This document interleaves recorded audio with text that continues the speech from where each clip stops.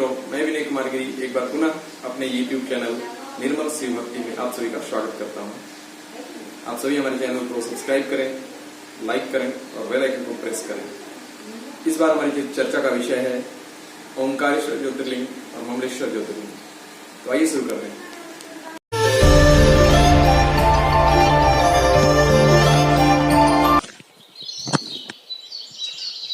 ओंकारेश्वर एवं ममलेश्वर ज्योतिर्लिंग 12 ज्योतिर्लिंगों में से चतुर्थ ज्योतिर्लिंग ओंकारेश्वर है। यह मध्य प्रदेश के शिवपुरी में स्थित है।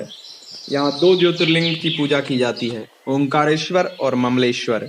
शिव पुराण के कोटि रुद्र संहिता के 18वें अध्याय में इसका वर्णन मिलता है। यही केवल एक ऐसा ज्योतिर्लिंग है जो नर्मदा के उत्तरी तट पर स्थित है।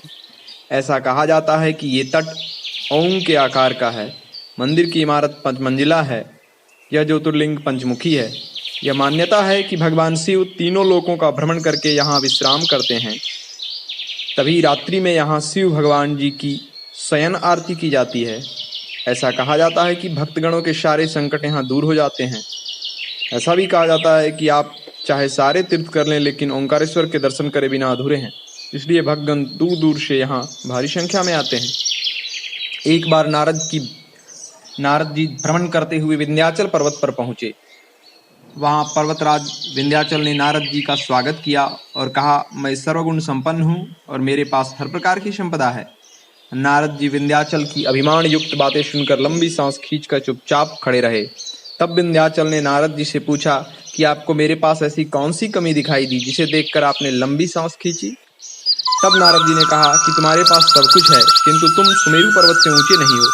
उस पर्वत का भाग देवताओं के लोकों तक पहुंचा हुआ है और तुम्हारे शिखर का भाग वहां तक कभी नहीं पहुंच पाएगा। ऐसा कहकर नारद जी वहां से चले गए। लेकिन तभी उसने शिव आराधना करने का निश्चय किया। जहां पर साक्षात ओमकार विद्यमान है, वहां पर उन्होंने शिवलिंग स्थापित किया और लगातार प्रसन्न मन से 6 महीने तक पूजा की। इस प्रकार शिव जी अति प्रसन्न हो वहां प्रकट हुए और कहा, तुम कोई भी वरदान मांग सकते हो। तब विंध्य ने कहा कि आप सचमुच प्रसन्न हैं तो मुझे बुद्धि प्रदान करें, जो आप अपने कार्य को सिद्ध करने वाले हों। तब शिव जी ने कहा कि मैं तुम्हें वर प्रदान करता हूं कि तुम जिस प्रकार का कार्य करना चाहते हो वह सिद्ध हो।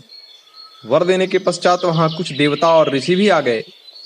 उन सभी ने भगवान शिव की पूजा की और उनसे प्रार्थना की कि हे प्रभु, आप सदा के लिए यहाँ विराजमान हो जाइए। शिव जी अत्यंत प्रसन्न हुए और लोक कल्याण के लिए उनकी बात मान ली और वह ओमकार लिंग 2 लिंगों में विभक्त हो गया। जो पार्थिव लिंग विंध्य के द्वारा बनाया गया था वह ममलेश्वर लिंग के नाम से जाना जाता है, और जहाँ शिव जी स्थापित हुए वह लिंग ओमकार लिंग कहलाता है। ममलेश्वर लिंग को अमलेश्वर या परमेश्वर लिंग भी कहा जाता है, और तभी से ये दोनों लिंग जगत में प्रसिद्ध हुए। ओंकारेश्वर और ममलेश्वर इन 2 लिंगों की पूजा भक्तगण करते हैं, लेकिन 12 ज्योतिर्लिंगों में इन दोनों लिंगों को मिलाकर एक लिंग की ही गणना की जाती है। इसी मंदिर में कुबेर ने भगवान शिव जी का शिवलिंग बनाकर तपस्या की थी। वे शिव भक्त थे। उनकी इस भक्ति से प्रसन्न होकर शिव जी ने उन्हें धनपति बनाया था। भगवान शिव जी ने अपने बालों से कावेरी नदी उत्पन्न की थी, जिसमें कुबेर ने स्नान किया था। यही कावेरी नदी ओमकार पर्वत की परिक्रमा करते हुए नर्मदा नदी में मिलती है। इसे ही नर्मदा कावेरी का संगम कहते हैं। ओंकारेश्वर ज्योतिर्लिंग धाम अत्यंत ही पावन ज्योतिर्लिंग है। इस स्थान की महिमा अद्भुत है। यहाँ आने पर मन को परम शांति मिलती है। नर्मदा नदी का जल यहाँ पर बिल्कुल स्वच्छ है। यहाँ आने वाले तीर्थयात्री नर्मदा में मौजूद मछलियों को भूजा चना खिलाते हैं। पर्वत के एक और नदी के एक तट पर ओंकारेश्वर शिवलिंग है, दूसरे तट पर ममलेश्वर महादेव हैं। नौका से लोग आते जाते हैं इस पार, मगर 2 पुल भी बने हुए हैं। यह स्थान अत्यंत ही पावन है। इस स्थान में भक्तगण जाकर मन की अपार शांति प्राप्त करते हैं और शिव जी की कृपा भी मिलती है।